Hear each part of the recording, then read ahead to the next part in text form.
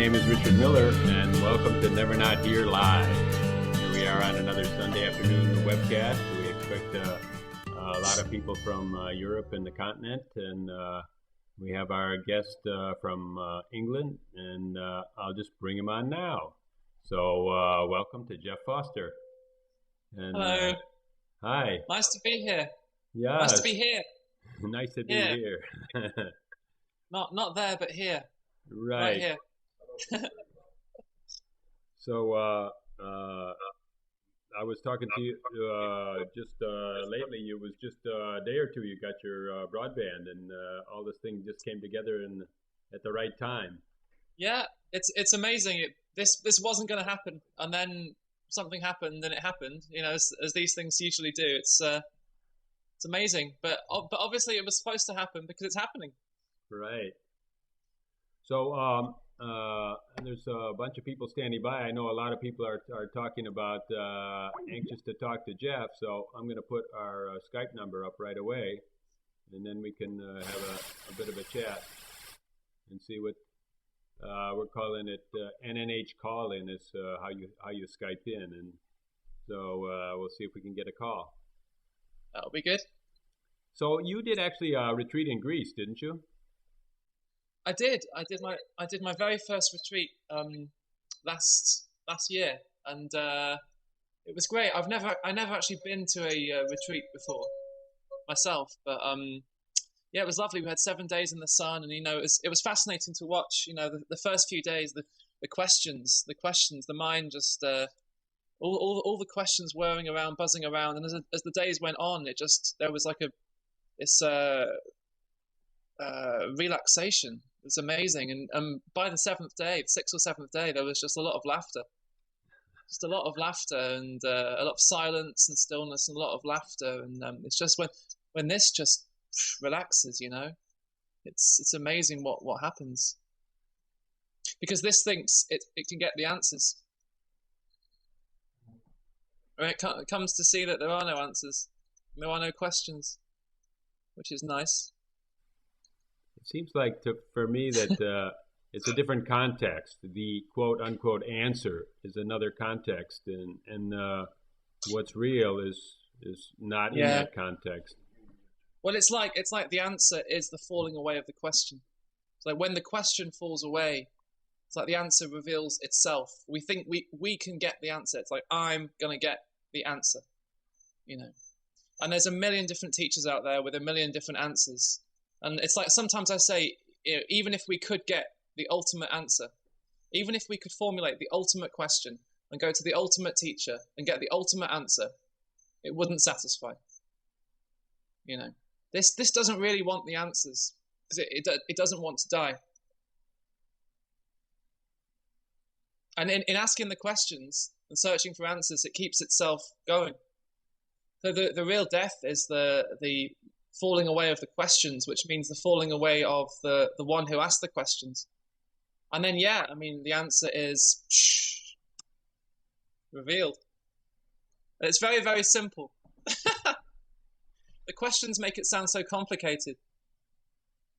All the complicated answers as well. And it all just It's very simple.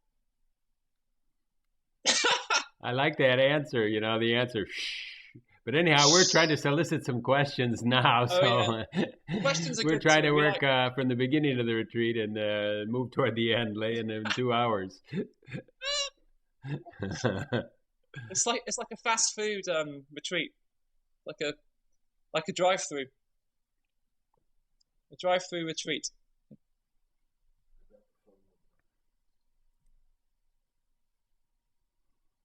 That's nice. There's some silence. That's nice too. Words or silence, both are good. We did so much when you were here last time. You're such a big part of Never Not Here. And, am I? Whether you know it or not. That's nice to know. Yeah. No, it was great. I really enjoyed coming to Chicago, and all the meetings we did, and staying with you in your lovely house, and it was really fun, and it's just been, for me, the past couple of years have been just really wonderful to be able to just talk about this, around the world, and just I always just see it. It's just a sharing, It's not I don't see this as a teaching. I don't see myself as a teacher. It's just it's like reminding people of what they know. It's like reminding people of what they know. And really, I'm just reminding myself.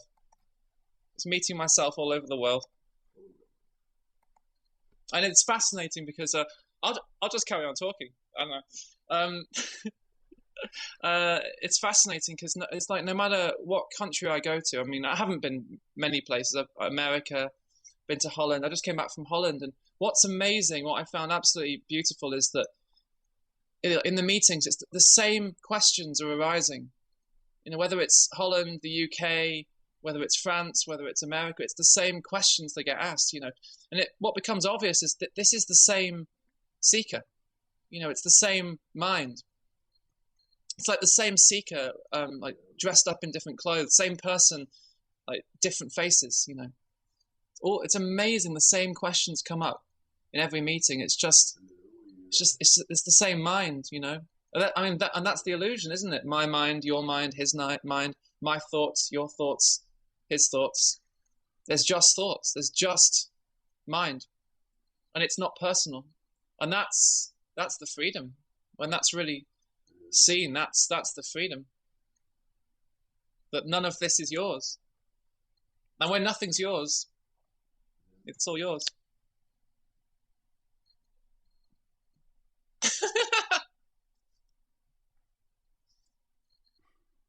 Jesus said you have to lose your life to save it.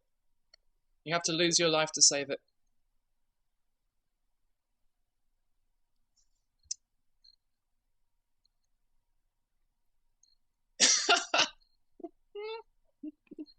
In the old days, I wasn't really much on silence, and now I let silence happen in the show, or whatever happens, and so we're looking. But you know what? I think the silence has a very different quality when it's spontaneous. I think a lot of these spiritual practices are about like being silent. You have to be silent. In a way, that's a very noisy silence, because that silence is at war with noise. Almost like when the silence is spontaneous. I mean, that's real silence. It's the silence that allows noise. And then there's no longer any war between silence and noise. So silence happens or noise happens. I think we have a Skype caller, so we're gonna give it a try. Okay. All right. Right. So, here I'll hand this camera over here.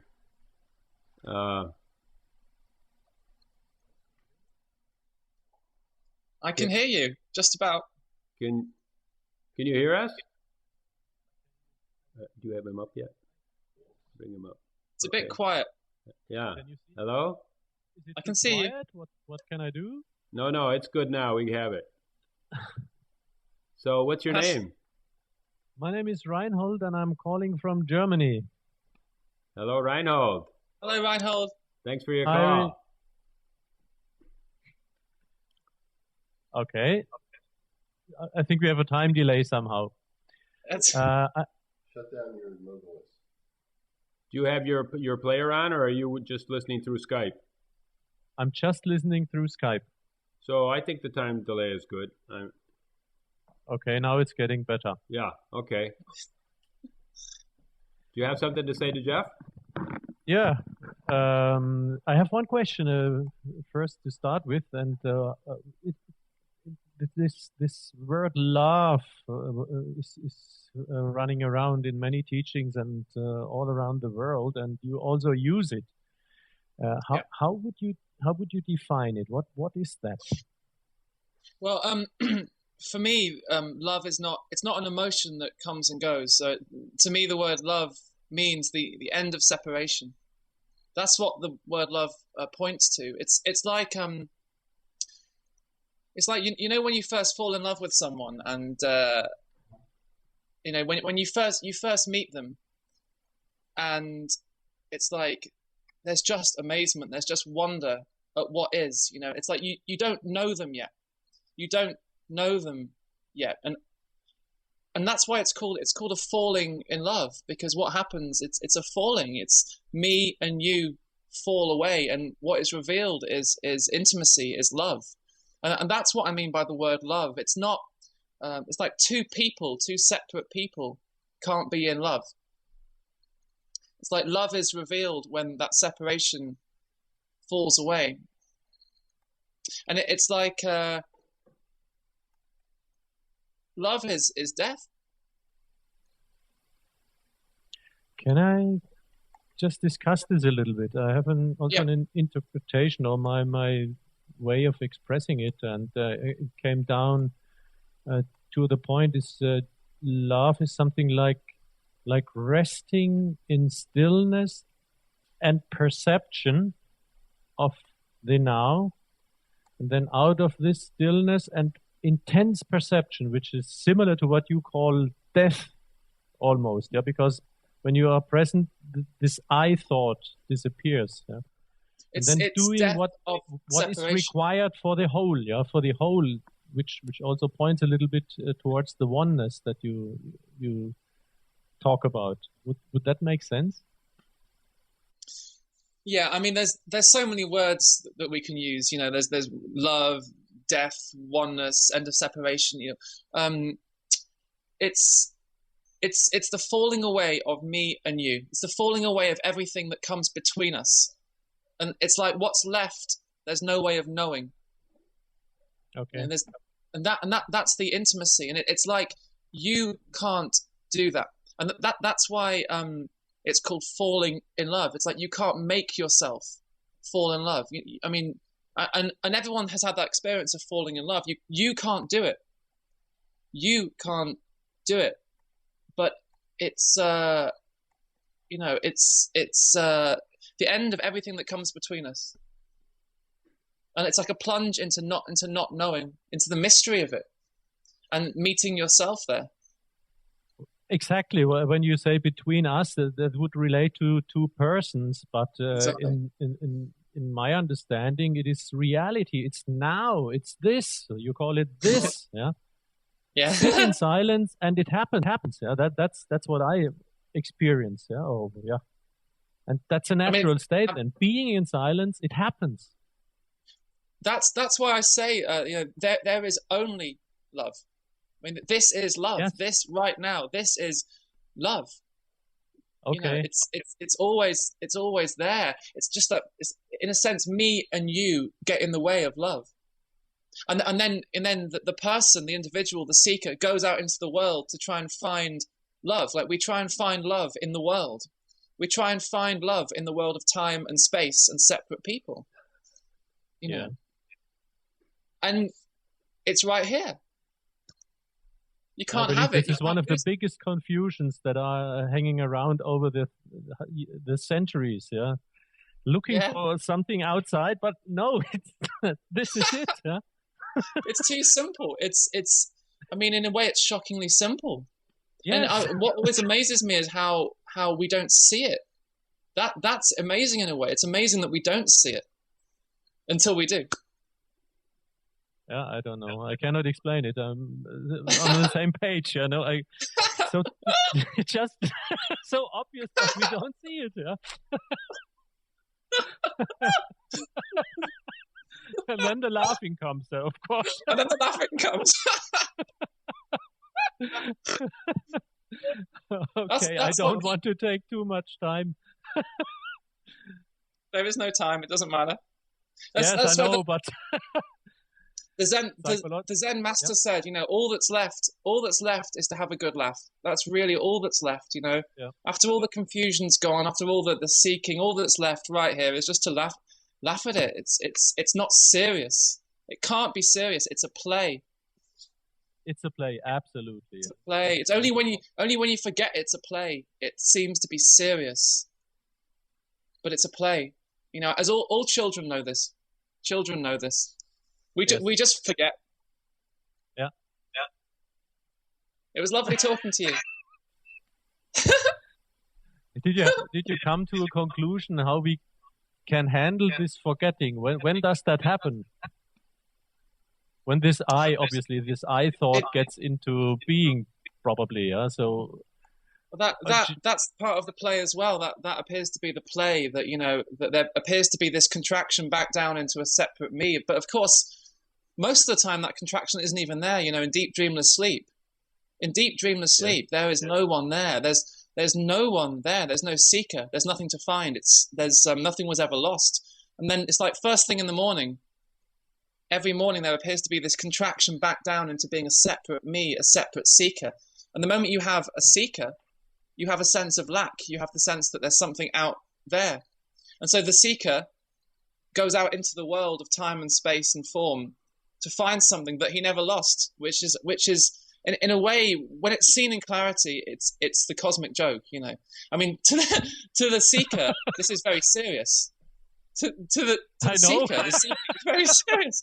When it's seen through, it's light. It's very light. It's very playful, you know. It's very simple. It's just this. It's just this, and you're always seeing yourself. You're just always seeing yourself. Yeah. It's really a cosmic joke.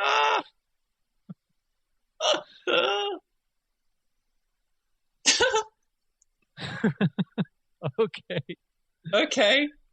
Jeff, thanks a lot. Thanks, Lots of love. Lots of love. Bye. Thanks for your call. That was fun. Pleasure.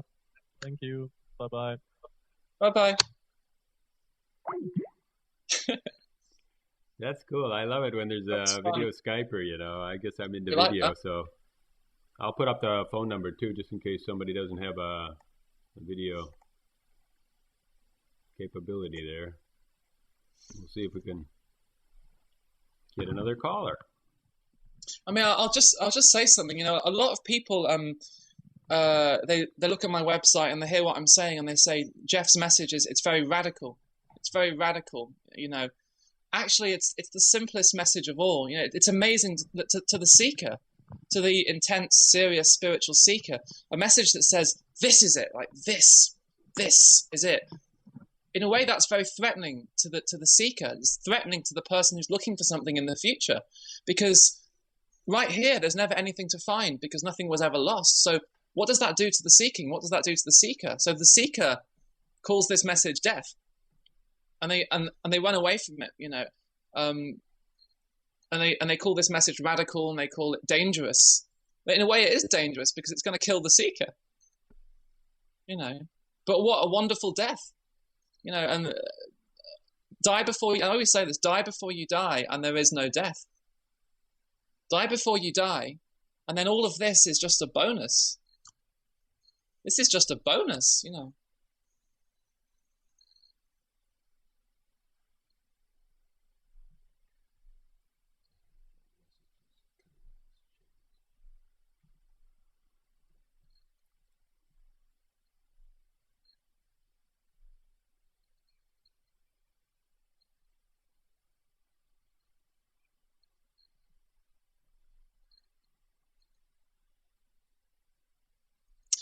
Every single night in deep dreamless sleep, we die.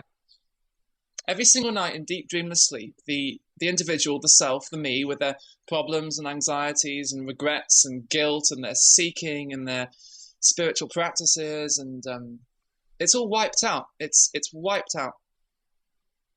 Not there. And there's not even anyone there to know that it's not there. There's just nothing, and no one there to know it's nothing. And then first thing in the morning, you know, the eyes open and there's this contraction back down out of the vastness of being, whatever you want to call it, oneness. There's a contraction back down into being a separate individual, a separate seeker. And the moment you have a separate individual, you have a world. The me, the I, and the world arise together. And yet, prior to that contraction, there was no seeker. There was no I, there was no world. So the world is born. And then out of a sense of lack, we were saying before, out of the sense of lack, the seeker goes off into the world and starts to look for everything. You know, and what the seeker really longs for, more than anything, is his own absence. What you long for more than anything is your own absence. And yet it's what we fear more than anything. Your absence is what you long for more than anything. It's what you fear more than anything, which is amazing. And yet, you know, your absence, your own absence, is not an experience that you can have. I'm not talking about an experience that you can have. All experiences come and go. Everything in this world of form and time and space, it comes and it goes. The central teaching of Buddhism, impermanence. So any experience that you can have, even the most incredible, blissful spiritual experience, it's gonna pass. It's gonna pass. So I always say to people, you know, this is not an experience that I'm having or that anyone's having. If I was having this experience, it would pass. But this is not an experience.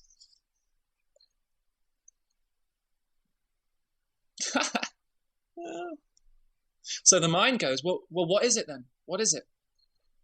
It's kind of like a knowing that you can't experience. Is that what you're saying? I mean, there's certainly a knowing, and then, but there's nothing there to experience, or no.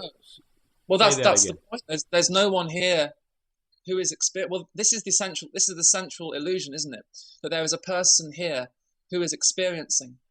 That there is a person here talking. There's a person here sitting on a chair. There's a person here hearing sounds. Actually, everything is just happening. You know, sounds are just happening. Feelings in the body are just happening. You know, in the morning the eyes open and a room appears, the world appears, and then it's you know, the mind comes in, thought comes in, the person comes in, whatever you want to call it, and says, I'm seeing, I'm hearing, I'm sitting on a chair. It's like me separate from sounds, me separate from smells, me separate from sights, me separate from the chair. So that's always that's the illusion. It's like you are an afterthought. You are an afterthought. You mean just and so then the you comes in as an afterthought and tries to grasp this aliveness. So that's why I always say you will never get this. And the reason you can't get this is because you are this.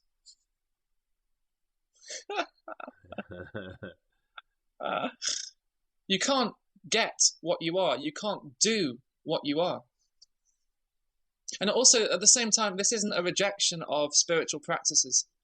Because sometimes that's how people hear this message. They think, well, Jeff is saying, give up spiritual practices, give up all doing, give up all seeking. I'm not saying that. What I'm suggesting, offering the possibility that what can be seen is that there is no one here who does the practices. There's no one here who does the seeking. And in that, practices can continue or they can fall away. But so what I'm really talking about is a seeing. And it's not a seeing that you do. And that's why I always say this cannot be understood. So as a seeing, like one question here is, can you ask Jack, is there anything the eye can do to kill itself? Well, and someone else asks, so do thoughts happen after the event? So that's what you said as an afterthought. I'm in the afterthought, so I happen after the event.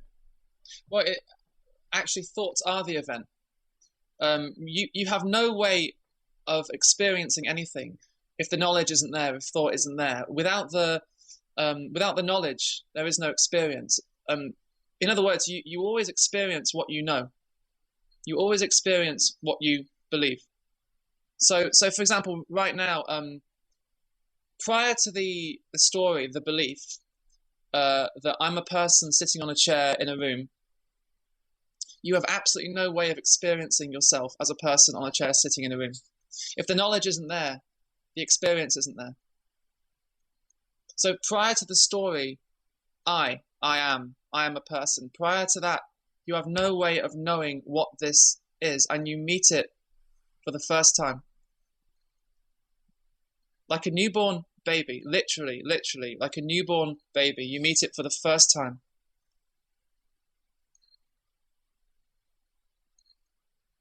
And then in that, thought can come in and tell the story. I'm a person sitting on a chair. I am a person talking to another person. I'm a person listening to another person. That can go on too. This doesn't reject the thought story. Nothing, it's like nothing is rejected. Oneness, how could oneness reject anything? It is everything. How could it reject any part of itself? So a lot of these spiritual practices are about getting rid of the story, getting rid of thought, getting rid of the ego. It's like, why would oneness want to get rid of any part of itself? This is all inclusive. So this includes the story of me, Jeff Foster, or me, Richard Miller, living my life in a world. That goes on. But what's seen, and this goes right to the heart of the message, it's seen to be a play. It's a play. It's playing. It's just not serious. It's just not serious. How could a play be serious? A play is only serious when you forget it's a play. This is a play. To the individual, life is serious. To the individual who was born and who is going to die one day, life is serious. But when that whole thing falls away, this is just a play. Anyway, I'm going to stop talking now. Yeah, somebody's asking about, will I become irresponsible? This is so freeing, But then that's the confusion, like I'm the doer, and okay, that's the confusion. Then the other confusion is to feel this, I have to stop doing, so I'm the stop doer now. No, this can't be turned into a philosophy. This cannot be turned into a belief system, into a philosophy. If the person turns this into a belief system, for example, I can do anything I want because everything's oneness, so murder is oneness, so I can just go around murdering everybody because that's okay, because everything's oneness. That's a person with a belief. That's a very contracted individual with a belief about what this is. So that's why I always say, the moment you believe anything that I'm saying, you've completely missed it. It's just not true. Nothing that I'm saying is true. But in terms of responsibility, it's like the mind, the person thinks that they do everything. You think that you do everything. You think that you choose everything. You think that you're a person at the center of your life in control. So it's like the mind projects. It's like, I do everything. I am everything. So in the absence of me, there'll be nothing. In the absence of me, nothing will get done. In the absence of me, I'll just end up lying in bed all day, defecating myself, and nothing will get done. Couldn't be further from the truth. That's about detachment, that's a person being detached. Sitting around all day, doing nothing, not caring about the world, not caring about anything is detachment. That's a person who is detached. That's very much separation. When that falls away, you have no way anymore of blocking life out. Life comes crashing in. You have no way of blocking it out. But the wonderful thing is you're not trying anymore to defend something called a me. So there's nothing to fear. So life can come in. It's like, crucify me, Crucify me. Because there's nothing here that can die. And that's the message of the crucifix. That's the message of Jesus on the cross, right at the heart of the most intense suffering. Right at the heart of that was eternal life. So the world can't touch you because you are the world.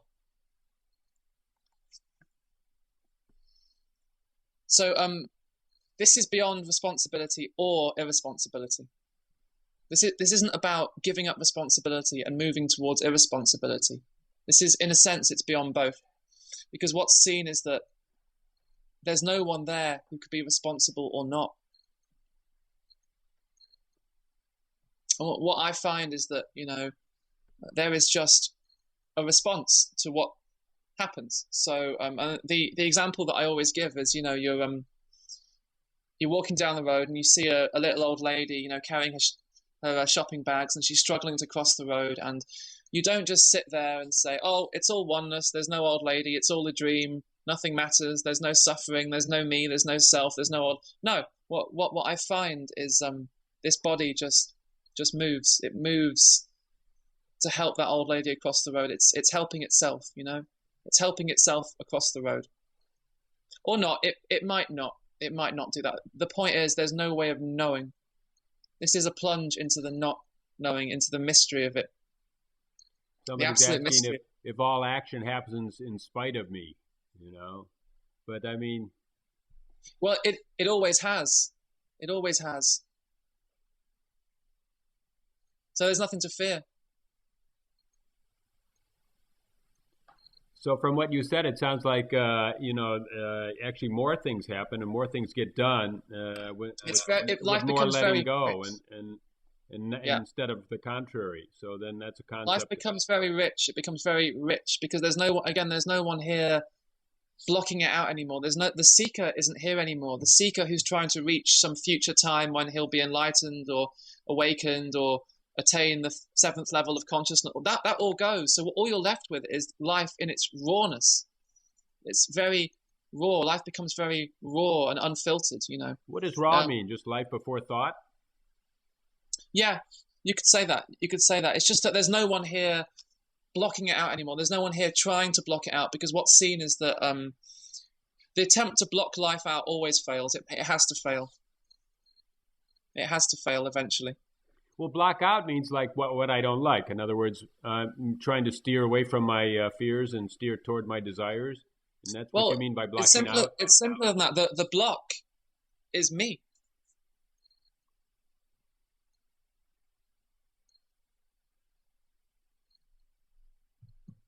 Yeah, that's I think more fundamental for sure. Yeah, it was Krishnamurti said, in the gap between subject and object lies the entire misery of humanity.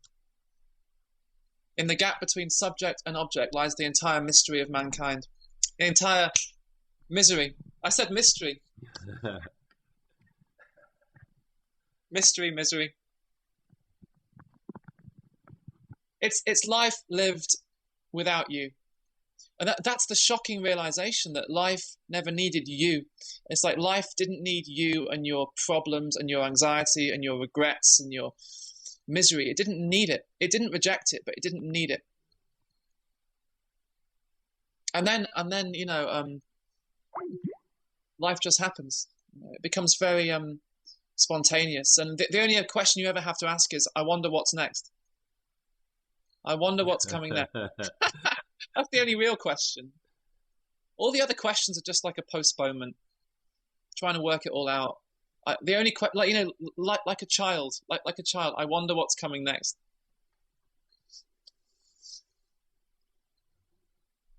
What's next, Richard? We almost had a Skype caller, but somehow it fell away. Oh, it fell away. Yeah, it's falling away.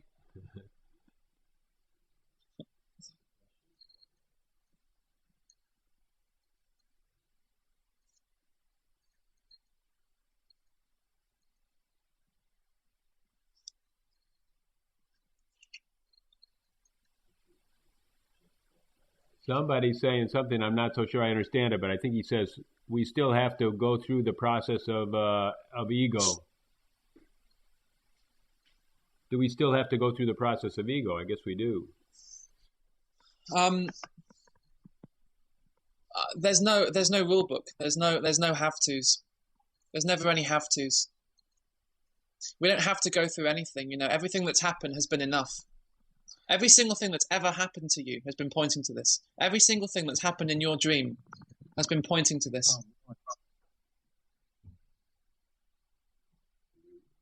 I mean, that when this was first seen here, I'll tell the story quickly. I used to be a somebody did ask that, actually. Yeah, I'll tell you the Jeff Foster story.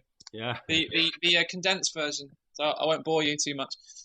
For most of my life, I was pretty miserable, depressed, self-conscious, hated myself, hated the way I looked, hated everything. And then in my mid-20s, I became, quite seriously depressed and, quite suicidal. And I got physically quite ill as well. And I got into, I was really low. And I turned to spirituality. I'd never been a spiritual person, never been interested in religion.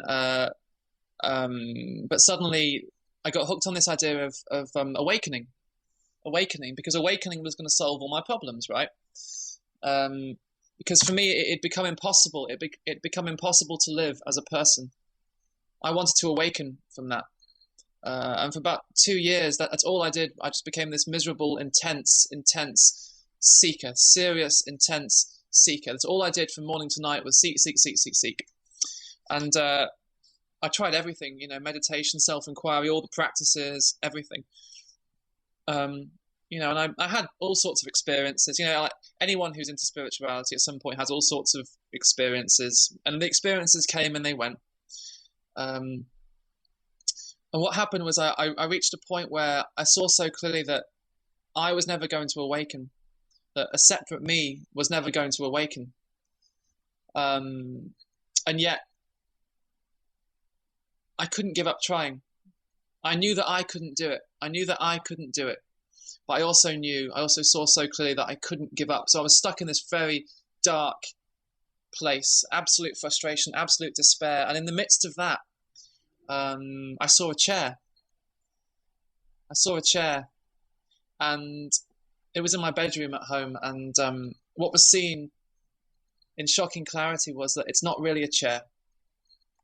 It was oneness dressed up as a chair. It was being dressed up as a chair, playing the game of being a chair. It was God, if you want to call it God, dressed up as a chair. And I didn't have any words for it. There weren't any words for it. But it was like, my God, it's here. It's right here. It was like the same chair that I had seen a million times before. But that had always been the problem, is I had been seeing the chair. Jeff had been seeing the chair. And suddenly on that day, the chair was just seen. It was just seen by no one. No one was seeing the chair. And the chair was it. It wasn't a chair. It was a chair. The words didn't capture it. It was oneness dressed up as a chair, but not just the chair, the carpet and the ceiling and the bed and the table and the hands and the face and the hair. And then I looked out the window and it was there as well. It was outside as well. It was, outside, inside. It was in the trees. It was in the flowers. And I remember running around the house. I was astonished because I couldn't find anywhere where it wasn't. Literally, I could not find anywhere where it wasn't. Now, and the reason I say all this is because what was seen in shocking clarity was that it had nothing to do with Jeff.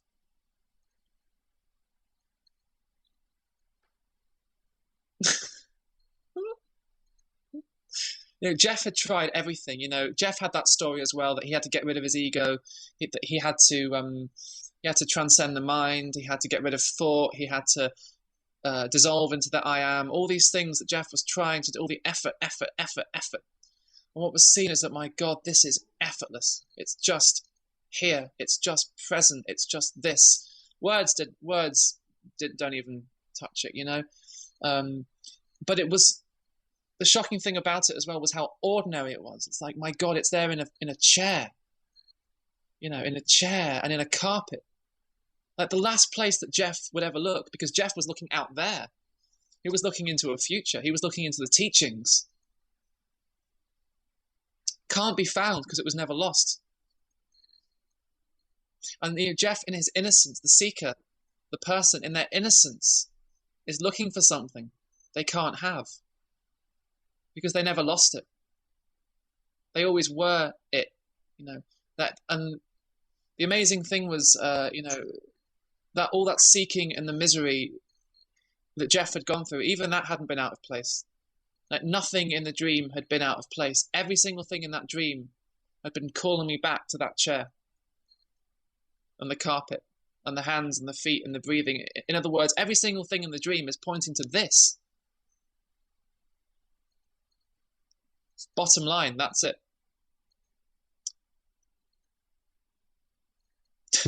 We might have a Skype caller on, but I don't know. Let's put up his voice and see if we can hear him. What's his name? Nigel? Is Nigel there? Yeah, I am, yeah. Okay, hello? Let's see if we can hear you. Hi, Jeff. Hello. This is amazing. I've been following your teaching for some time. I really like your books and helped me a lot, actually. I really appreciate the way you describe the indescribable. Oh, thank you. And I've been on my own path of discovery I've just come across, one of the things that we seem to do is human beings always work on a very simple mechanism, really. It's avoiding pain and seeking pleasure, and the whole idea of enlightenment ends up on this mechanism, and really it has nothing to do with this mechanism. What I've sort of come to discover is that feeling pain and accepting pain, knowing that there's no one here to do anything about it, is freedom. Freedom, absolutely. Absolutely. And you're absolutely right. It's whether it's the search for £1 million in the bank account or it's the search for awakening, it's the same seeking. It's the same mechanism. And we think that we can use that mechanism to get That's this. Right. It's very easy to get caught up in that because it is so convincing as well, it's astonishing, It's hypnotic. I mean, it's completely and utterly hypnotic. It's just looking for a way to become unhypnotized, really. I mean, it really takes us in because it isn't only the visual confirmation, the confirmation of everybody around you. It's the physical sensation as well that is also confirming all this information, So it's quite a tall order to break out of, really. But it happens, and it happens on its own as well, just through the inquiry. So it's something quite miraculous and quite wonderful. And I mean, I can really identify with your path. I've gone through quite a lot. I've got an illness that sort of sticks around. That's helped me a lot. And as you said before, everything has its place, Everything it really has does. its place. It really does. Yeah. Everything, even illness is pointing here. It has to. I mean, it has to because it is this. How could it not point to this? Because it is this. Yeah. No, it's like every single thing points to your absence. Even the most extreme painful illness is pointing to the absence of the one who is in pain. So it's like nothing is excluded, People, as a seeker, I used to think that, I need to get rid of illness, get rid of pain, get rid of suffering before I can get to wherever I want to get to.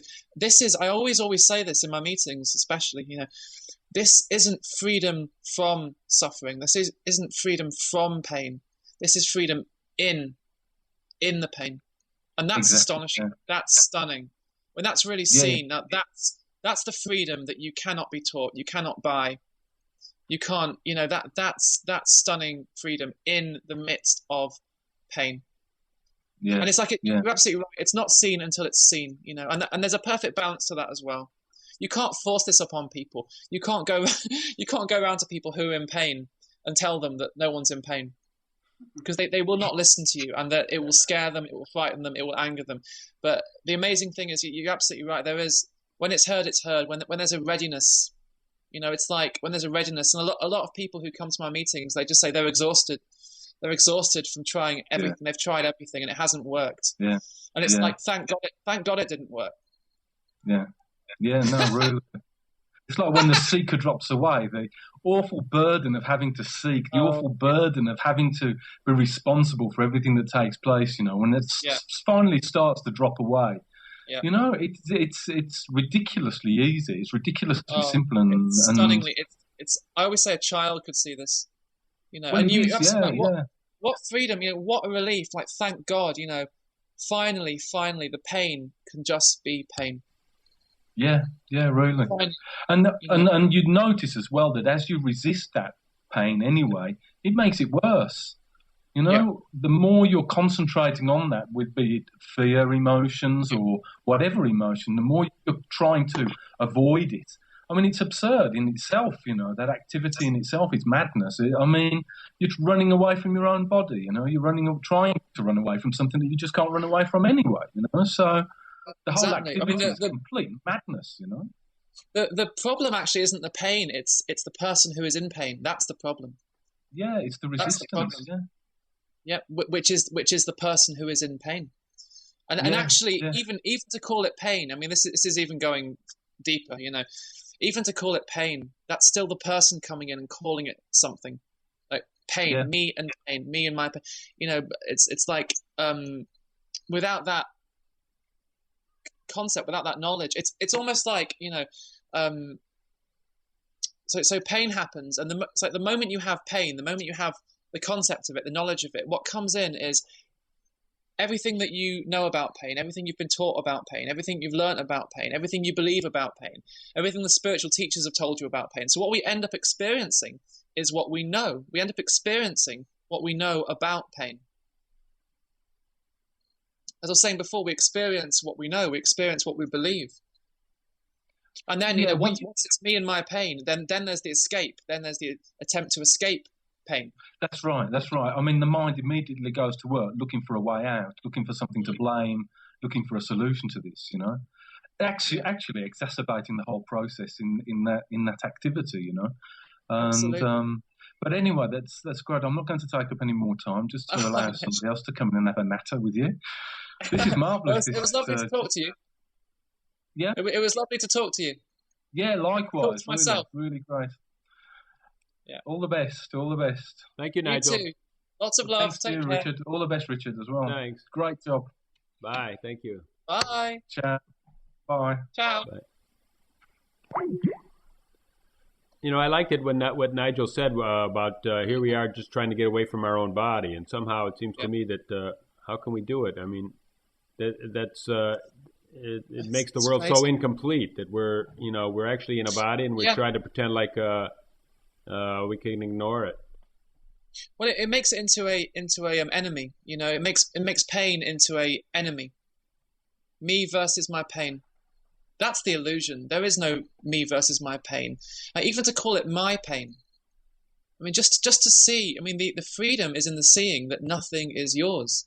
That pain isn't yours. It's just pain arising.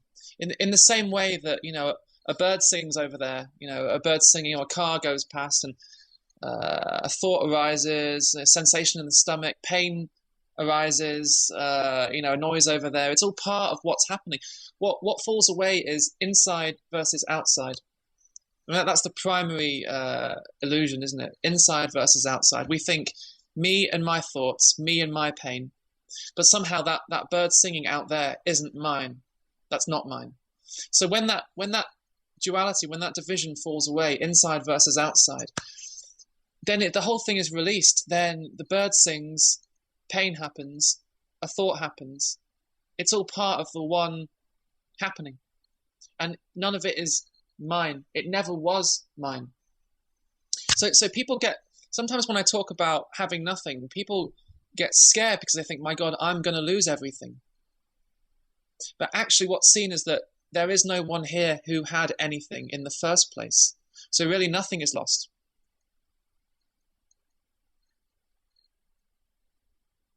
Already it's like, we come into the world with nothing. I mean, this is an old saying, isn't it? We come into the world with nothing, and we leave with nothing. And in the middle, there's this play of something. There's this play of me and mine. But the problem is the moment there's a person who has possessions, then there's always the insecurity of losing what you have. Even an experience, even, a blissful experience, underneath it, there's the insecurity that this may pass, this could pass, this is going to go. Even if you got this thing called awakening or enlightenment or whatever you call it, even if you had it, you could lose it. Anything you have, you can lose. So there's always that insecurity rumbling underneath. I might lose what I have. When it's seen that you have nothing, then it gets exciting, because then there's nothing to lose. And then the adventure really begins. That's the real adventure. Is that the same thing? You have nothing, or there's nobody to have anything? Is that the same thing? I mean, it's just you're not there. Well, again, it's words. I mean, you. Go ahead. You appear to be a person who has a house, but or you appear to be a person who owns a car. What can be seen is that there is no one here who owns anything, let alone a car. But within that seeing, then it can play itself out. The play goes on. So then you play at being a character, Richard Miller, Jeff Foster, who has a car. And so, or you play at having a wife, or you play at having a girlfriend. So, for example, when someone comes up to Amy, my girlfriend, and I say that this is my girlfriend. But it's playful. How can she be mine? How can she be mine? Crazy. She's not mine. She's free. She's absolutely free. I am absolutely free. She is free to walk away any moment. Any moment.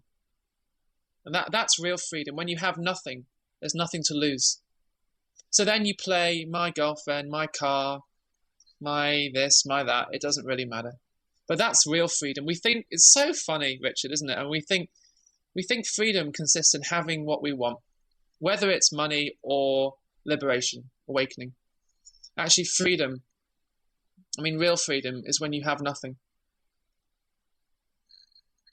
And you come to see that nothing is everything. When nothing is yours, everything is yours.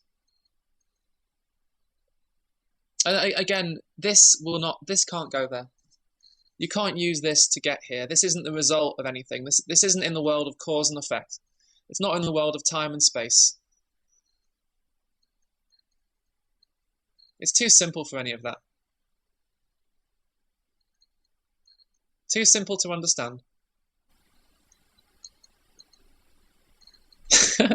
We got our phone number up there, and we got our Skype number up there, so let's see if we can solicit a jingle from somebody. And certainly there must be a question going on here in your mind. There's a couple in mine. But it's a great distinction that there's nobody to own anything. Okay, like this identity of mine is a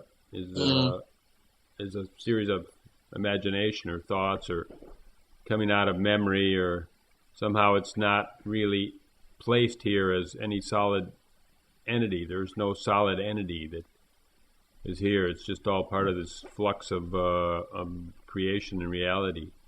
And then from that, there's no ownership there's really no doing, actually, because there's nobody to do. But and that's the freedom. You see, it's like right at the heart, right in the midst of life, of this life, not the next life, but like this life, right in the midst of this. It's like a lot of these teachings are about, giving up. You have to give up the ego, give up possessions, give up all your clothes, move to India and go and live on a mountain. That isn't necessary. This is freedom right in the midst of the messiness of this life, of doing the dishes and washing up and putting on clothes and having breakfast and going to work and walking through the city and going to the doctors. And it's right there. Where else could it be? Right in the midst of it all. It was there when you took your first breath. And it will be there when you take your last breath. It cannot be lost. Life itself cannot be lost. You can't have it. You can't have it. But you can't lose it. You can't have it, and so the mind isn't interested. You can't have it, and so the seeker turns away. But it's because you can't have it that you can't lose it. It's so alive. It's so alive, it can't be bad. That's a nice voice. Hello, are you calling on the broadcast? Let's see if we can hear you. What's your name? I can hear. Mary? Did you say Mary? Yes. Okay, where are you calling from, Mary? Hello, Mary. Cleveland. Okay, thanks for your call. Hi, Mary. Okay, thanks for your call. There's a big delay. Hold on a second. Hi. Mary, Can I Mary, ask you, Mary, could I say something? Do you have your player on in the background? I just muted it. Okay, that away. You're sharp. Okay, thank you. Thank you. Hi, so can you see how when you saw that chair, all the suffering, but then you saw that chair, and it all dropped away. Can you see how me, Mary, other eyes, want that, and I know you can't do for that, but was that just, did just love descend upon you? How do you get graced with that, seeing that chair and it all dropping away? Well, it's a brilliant question. That is the question, Mary. How do you do it? And the answer is, you don't. Wait, hold on. I just lost you. Hold on. Oh, Hello? Yes, I can hardly hear. Okay, let me see if I can put you a little closer. Okay, try again. That's what I was trying to say, Mary, is that in the seeing of that chair, it's like no one saw that chair. Right, so how do I get no one to see the chair? Get rid of the chair. Depressed person. Sell the chair. I love it. Well, no, Mary, what was seen here is that already it was in the already. It was already happening. It was already happening. It was already no one was seeing the chair. No one had ever been seeing the chair. The story for a lifetime, for a whole life, the story had been, I'm a separate person seeing the chair. Jeff is seeing the chair. Actually, the chair was always just there. It was just there. And no one had ever been seeing it. So what fell away was the seeking. It was the seeking. How do you get the seeking to fall away? How do you get the seeking to fall? Well, you see, that was the question. That was Jeff's question. Like, I always say, all these questions that I get asked, these were all Jeff's questions. Yeah, you're right. You know, these were all Jeff's questions. And what I always say was what was seen is that this had nothing to do with Jeff. This has nothing to do with you. Nothing to do with you. That chair is already being seen. That chair, the chair that you're sitting on, is already an expression of love. It's unconditional love appearing as a chair. And it's very. And the other thing, Mary, it's, you know, when I talk about seeing the chair, it sounds like it was a big event. Actually, in a sense, nothing happened. Nothing happened. It was very, very, very, very simple. It was just chair, you know, just chair. It was so ordinary. You see, because Jeff had been seeking the extraordinary. You know, that Jeff for years had been driving himself mad, waiting for this grace, waiting for the self to fall away. You know, I'm sure you can recognize that. You know, the thing about this, it had nothing to do with any of that. Everything that Jeff had thought, this had nothing to do with anything that Jeff had thought about it. It's really impossible to talk about, because the moment we talk about this, we're into the world of experiences. We're into the world of what happened to Jeff. We're into the world of what happened to me. Yeah, go on. Hello? Can you hear? Did something like sort of out of your Jeff's body control mechanism, whatever you want to call it, have to stop for this apparentness that's always been there to manifest? I don't know if that's no. No, it's too simple for words. Nothing had to change. You know, Jeff as he was perfect. He just couldn't see that. Jeff thought there was something out there to get in the future, you see. What was seen is that it was already here, and it had nothing to do with Jeff. And that's another way of saying that Jeff was already that. Jeff was already the divine expression. He was already oneness, dressed up as Jeff. So you are already that. You are already that. And all the spiritual teachings throughout the ages, they've always been saying this. So how do you get the visual identification to stop and see that it always was? Well, again, you know, you can't do that. You know, it's like you trying to get rid of you. Right. It's you, and you know, you just go round in circles of thought, circles of thought. So you get the circles. What can happen? What can happen? Apparently, happened to me was that whole thing just exhausted itself. It just exhausted itself. What I normally say is, you know, I failed. Jeff failed to awaken. Jeff is a massive failure. People look at me and what I'm saying, and they think, "Wow, Jeff found what he was looking for." Right. In a sense, Jeff failed. The search failed absolutely. And all I was left with in the failure of that search was a simple chair. How do I get the individual ego to accept failure and just fail. Can you see that the mind is always projecting this as a future event? Can you see that every single one of your questions is about how can I get this to happen? Right. What I'm talking about, the shocking thing about this, Mary, was that it was already happening. It's already happening. This is about the already. Not a future event. This wasn't an event that happened to Jeff. The problem is, the moment you talk about it, the moment I talk about it, we're back into the world of time and space. We're into the world of cause and effect. We're into the world of what did Jeff do to get to where he is. This seeing just obliterates that whole, all of that. It's very simple. It's in a chair. It's literally, can you feel the chair that you're sitting on? I'm actually on the floor, but yeah. Damn, I'm not psychic. So it's. But yeah, I get your point. I can feel the floor. The sensation of the floor on your back or on your front is already the divine expression. It's oneness appearing as that. Like it's literally. I mean this literally. It's right there. It's right there in everything that's happening.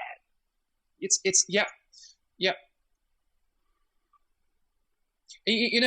Mary, in a sense, what I'm talking about is a massive disappointment to the seeker, because the seeker expected the big fireworks and the big experience and the explosions and the bliss. I'm not even looking for that.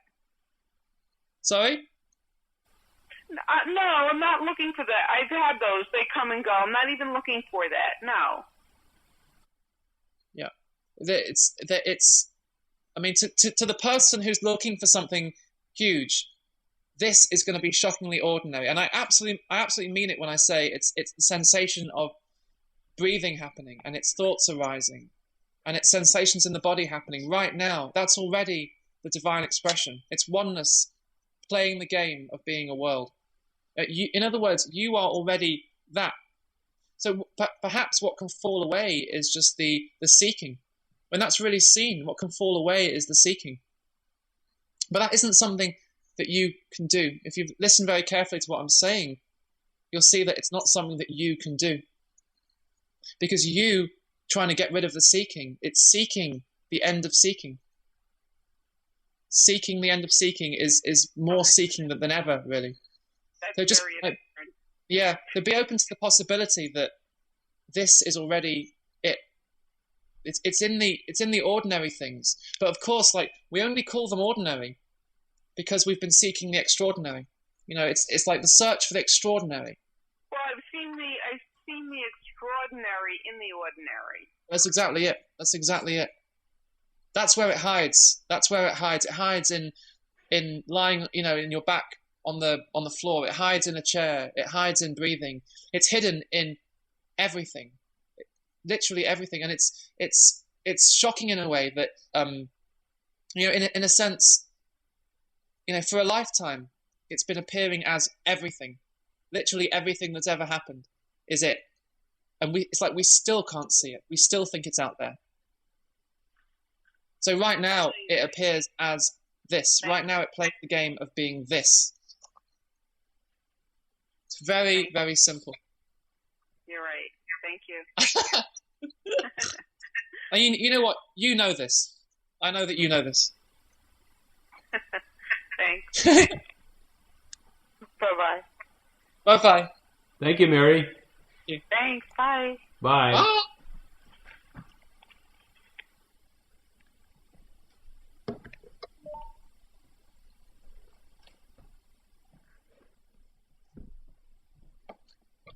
This is fun, Richard. I like this. Yeah. We just had a kind of a flourish on the chat room. A couple of guys really wanted to say they didn't like our style of life or something like that.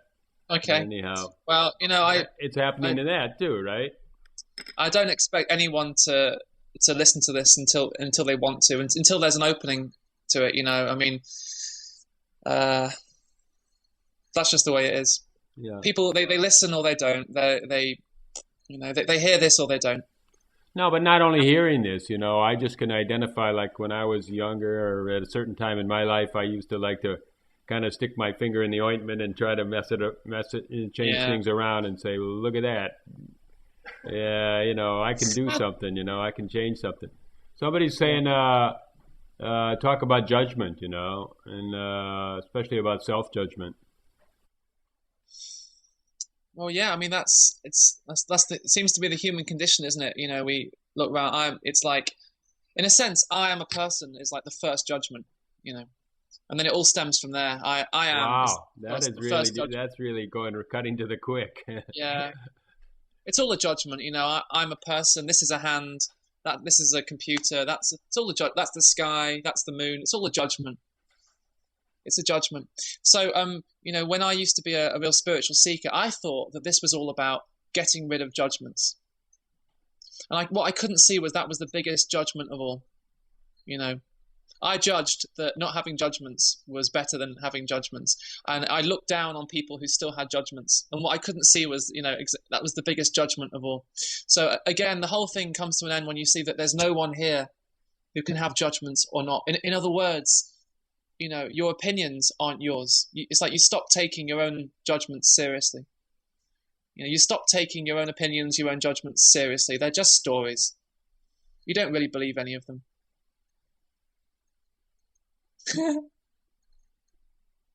So, I'm good, I'm bad, I'm happy, I'm sad. It doesn't matter anymore. I'm both and I'm neither. Because when it's seen that, there's no one here, how can there be any such thing as, self-consciousness or self-esteem or self-anything? Those all apply to a person, In this is just, what's seen is that you're just space. You're just space. And it's not a cold, dead, dark, black, empty space. It's a space that is full, that is alive. It's full of life. It's full of sights and sounds and smells and feelings. The emptiness is total fullness. Emptiness is form. In the Heart Sutra in Buddhism, emptiness is form. Form is emptiness. This space is everything that appears in it. They're not two. That's the word non-duality.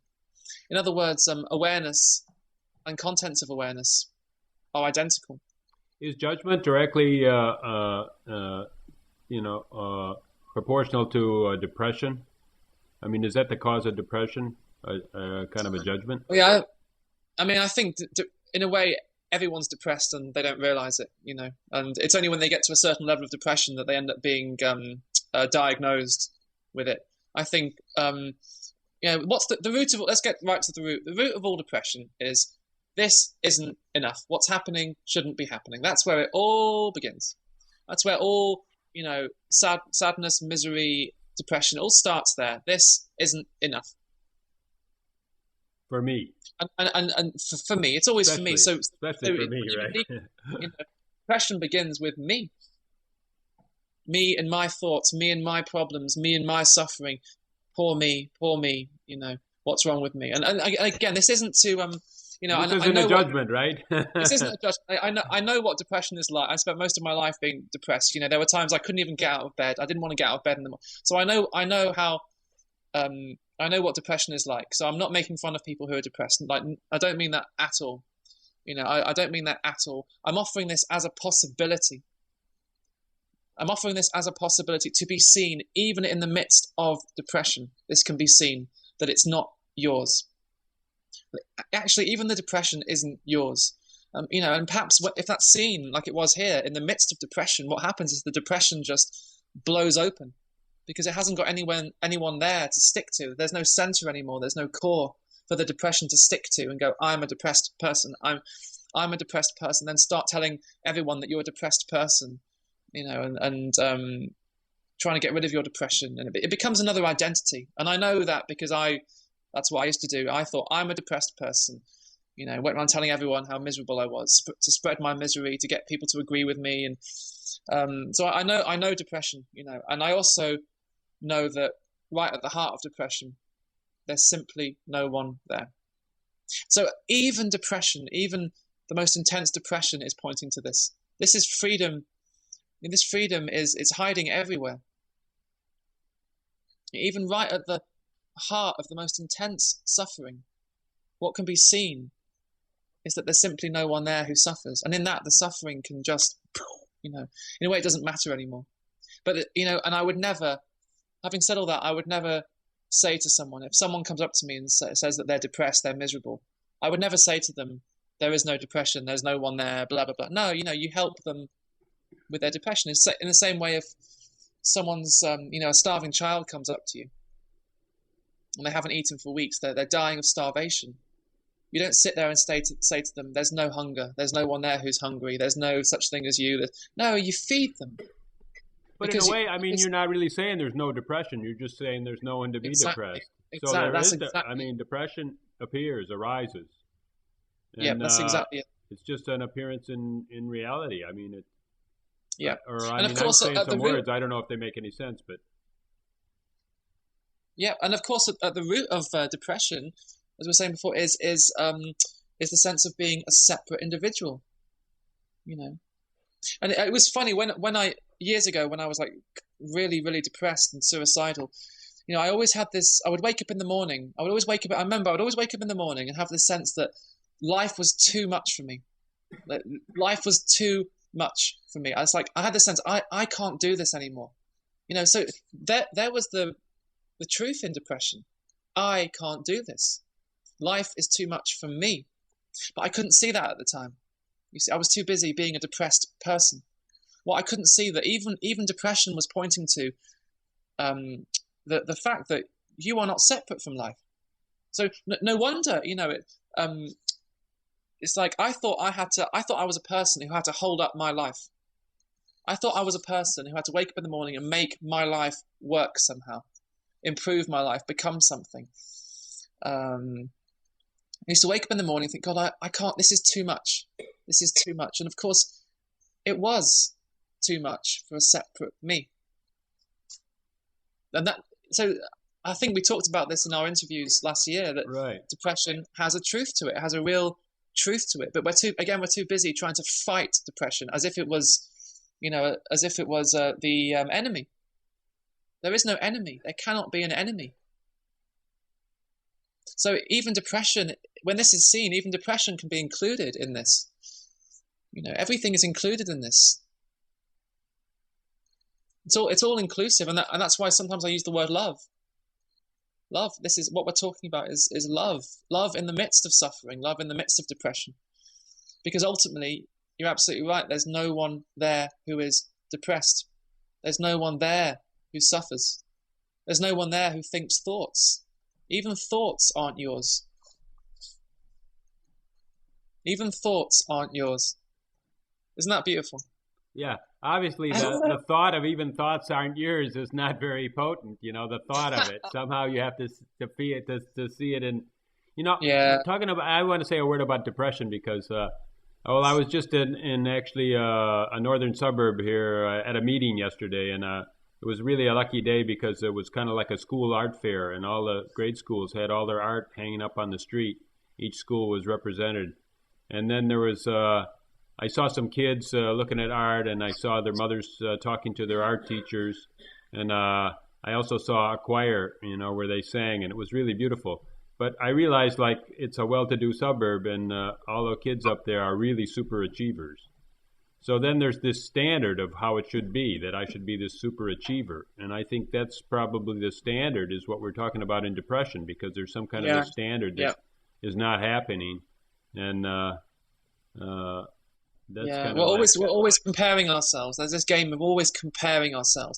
And if it's not with our business, if it's not with our business colleagues, we're comparing ourselves with the enlightened masters. We're comparing ourselves with the teachers. We're comparing ourselves with friends. It's comparing. So when that whole thing falls away, this doesn't need to be compared to anything. This isn't better or worse than anything. It's just happening. It becomes very simple. It becomes very simple to live. Very, very simple to live. Because you're only ever left with what's happening now. And then there can just be a simple response to what's happening now, and like what a relief! What a relief just to be able to be present with this. But it's not. You see, it's not. This isn't about you being present. It's like when the attempt to reach presence, or when the attempt to reach awakening falls away, what you're left with is presence. But there's no separation between you and presence. So it's like you. Sometimes I say this at my meetings. You can't be present. You cannot be present. You and presence cannot coexist. So it's kind of like what that attempt of being present is what's actually holding you away from it. It's just you're busy concentrating on your attempt. And let me see what we have on the phone here. Hello, are you calling on the broadcast? Oh, let's see if we can hear you. What's your name? Judy. Judy? And Yep. where are you calling from, Judy? I'm calling from Alaska, Richard. Oh, Alaska. That's Is it Julie? Judy. Judy. Hello, Judy. Hello. Hello. Can you hear me? I can, yes. I can hear you, but not very well. I'll put you a little closer. Okay. Okay. Okay. Okay. One thing I've noticed is that there certainly can be a strong sense of deep beingness, and then it's like the mind then pops up and says, well, okay, what is this? And I don't really know what that mechanism is. Does that make sense? And then it just seems like then my mind's trying to do something with that. Does that make any sense? Yeah, I mean it's thought. Thought comes in. Prior to thought, there is no world. Before thought, there is no world. Well. So you really can't fight thought, huh? So you What? Well, it feels like kind of an innocence, but then, at that moment, to me, it feels like, well, what happens is a feeling of, well, which way do I go? I don't know. It's hard. It just seems to be some sort of a moment of confusion. Yeah. Well, you don't need to do anything with thought. Thought just appears. So say,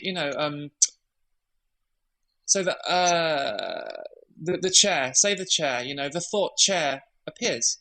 Yeah. That's what this does. It names everything. Oh, But that doesn't need to be denied. Okay. That's part of the play too. The naming is part of the play. Yeah. And again, I used to believe that this was about getting rid of the naming. Mm-hmm. But that becomes a denial of naming. Naming is part of the unconditional love as well. So the word chair, even though it can't capture what this is, it's not denied. It's just there. The word chair appears. The word me appears. The names appear. Mm-hmm. And in a way, it's not a problem until you want to be free from those names. Mm-hmm. So the naming can be there. It's just naming appearing. And the thing is, you're not doing it. And this is the point, that you are not doing it. If you were doing it, you would stop doing it. If you were doing it, you would be able to stop doing it, and you never would have started doing it. So what begins to be seen is that this is just a play. This is just a play, and you're not doing it. And that's the freedom of just anything being able to arise when it arises. Okay. Anything can arise in this. Mm-hmm. Okay, I have one other question. At the beginning of the show today, you said that when you're in your travels and your talks, that you saw that everybody is the same seeker.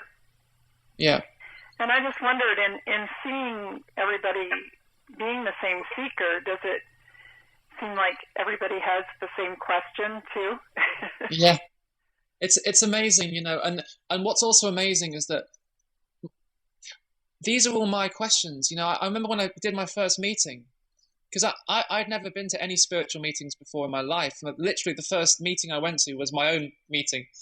And I remember that people started to ask questions, and I was like, my God, these questions are really familiar. These are really familiar. I know these questions. My God, these are my questions. It's the same mind. We all think that we're individuals. We think I'm a seeker. I'm looking for the answers, and there's millions of other seekers all looking for answers too. It's that's not the case. It's all the same seeker. It's in a sense, it's oneness looking for itself, playing the game of being separate people. It's really looking for itself. It's looking for itself. So that they're not really your questions. That's what I'm trying to say. They're not really your questions. Yeah, it just seems like the whole, the whole spiritual inquiry, that whole world it's just becomes had such a huge momentum now. There's so many people involved, and it just seems like there's a fine line there of some sort when that, what makes that momentum just kind of begin to rest rather than just keep growing, but I don't know if that makes any sense, but oh no, it does, and that, I mean, it's that appears to be the play of it. That's the play of it. It's oneness appears as it plays the game of being separate people looking for itself, and it's like the question why. In a way, the question why does it do that? That's the separate person asking. It's like the separate wave in an ocean. A separate wave looking out at the ocean and seeing lots of other separate waves and asking the question, why? Why are there so many separate waves? But of course, there are no separate waves. So it's always the wrong question. Why really is always the wrong question. It's always the separate individual who asks why, how, when. But there is only the ocean. But it's the ocean appearing. It plays the game of being separate waves. So in that seeing, then the ocean is allowed to play. It's a play. So it plays at being Jeff, it plays at being Richard, it plays at being Judy. In other words, you are already 100% ocean. 100% wet.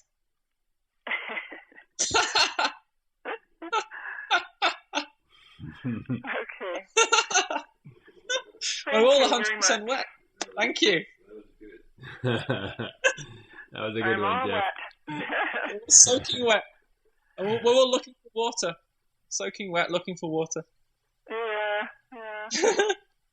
It's already right, this. It's already. Thank you. Thanks, Judy. Lots of... Thank you. Bye.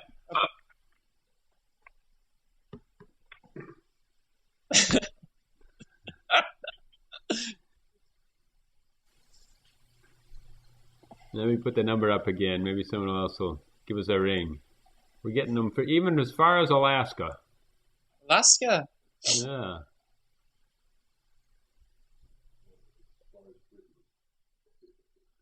I mean, it's quite innocent, really. The seeking game. It's like Jesus said. Forgive them, Father. They know not what they do. We're very innocent, really. I mean, that again, and that's what's seen. How innocent we are. We're looking for something we just can't have because we never lost it. We never lost it. And Jeff and his misery and his suffering and his seeking, in a sense, it was also innocent. He was so innocent. In a way, it was ignorant as well. Ignorance is innocence. So he was ignorant of this,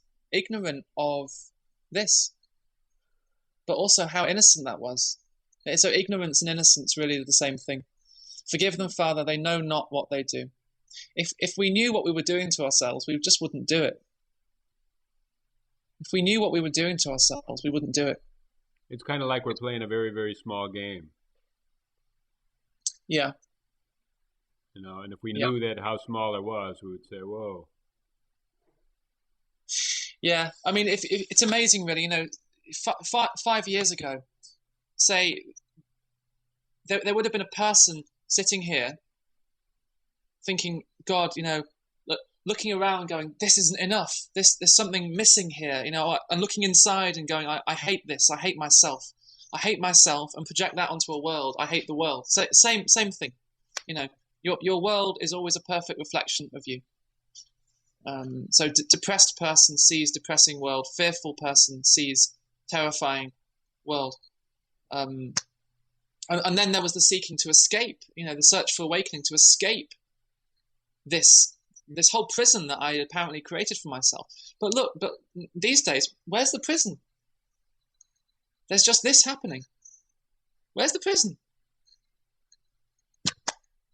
There was never anyone here. There was never anyone here, and there was never a world out there.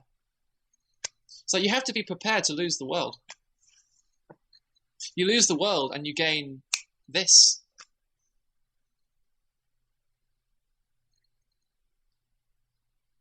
Which can't be lost.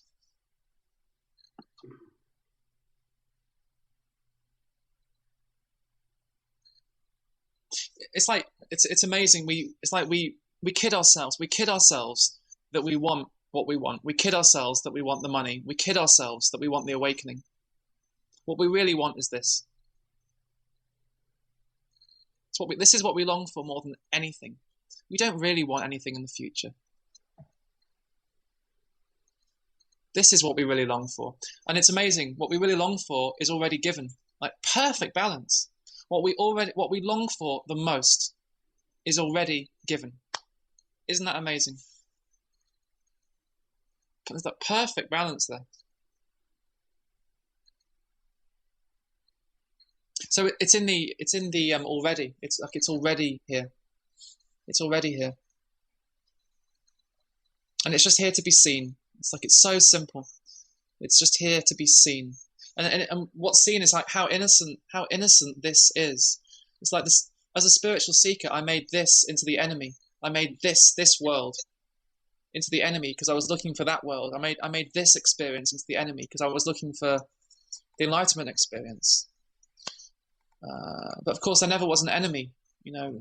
And what's seen is that this is so innocent. It just sits here. This presence, call it whatever you want. It just sits here, and it allows the individual, it allows the seeker to go off and run around the world like a headless chicken looking for something. It doesn't deny that. It won't stop you. No one will stop you from seeking. If you want to seek, no one is going to stop you.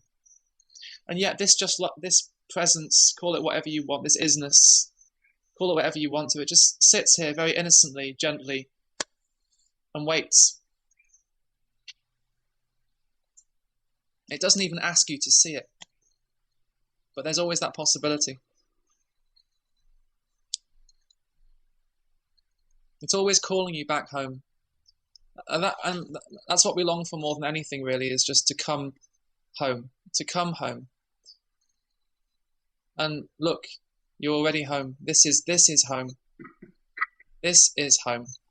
It struck me as such a clear pointing when you said, well, I used to think there was a prison here. Well, now I look around. Where's this prison? There's no prison. I used to think this was a depressing world and inside and outside. And you start to realize that actually everything in my life and all my distinctions are something that I'm creating. And then if I would just stop creating it, then the separateness would just disappear. It's like I'm creating all this stuff and whether it's for the purpose of being separate and don't even have to have a motivation, but that it generates separation, just generates a me, and just stop creating these things is basically seems like what you're saying. That's how it could be heard, yeah. And of course, then you could spend the rest of your life trying to stop creating this. When of course, what we're really pointing to is that there's no one here who is doing the creating. There is only creation, but there's no one here doing the creation. There's no one here creating. So what a relief as well. We don't even have to stop creating. If we were making this, we could stop making this. It would just be a simple matter of stop creating. But what can be seen is that there is no one here who can create or not. There's no one here who can create or not. And that's freedom.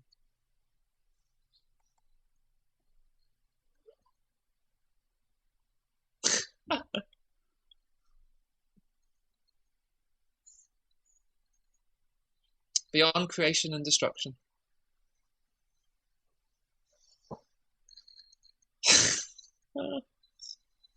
A scene happens, you know, because like I can hear that and I could say, gee, that's really logical. Or I could even start feeling like, I've never really found myself anywhere, you know. I just, you know, I'm getting thinner and thinner as far as any reality to my separateness. But still, that's not enough, you know, because still that's just an idea, and it doesn't really. And then it says it gives an idea of there's nobody's here, and it's something more than that.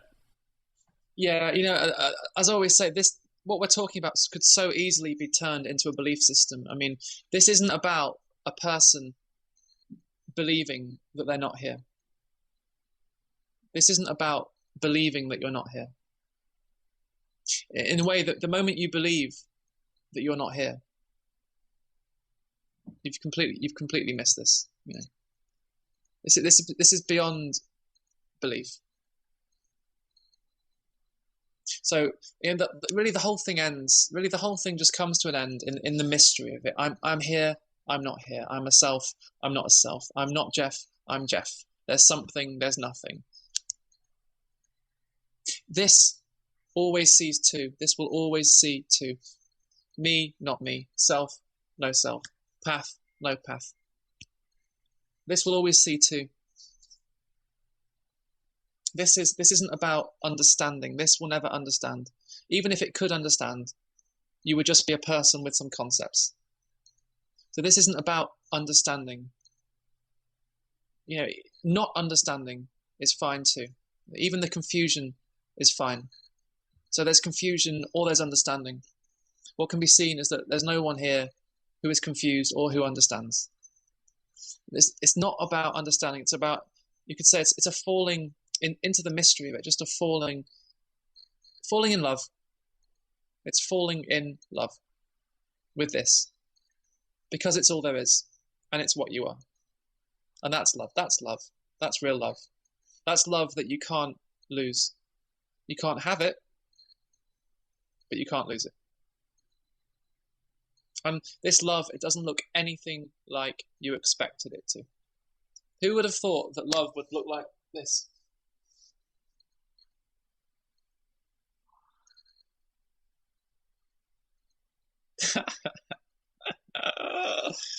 Oh dear. This is too simple. All these words, and we've used so many words today. It's not about the words. Well, you know, really these are just sounds. They're just sounds. You know, a dog barks, ruff ruff, or a cat meows, a bird tweets, and this makes sounds. Blah blah. These are just sounds. And then sounds happen or don't. You know, it speaks or it doesn't speak. Equal. You know, sometimes people say, Jeff, why do you talk so much about this?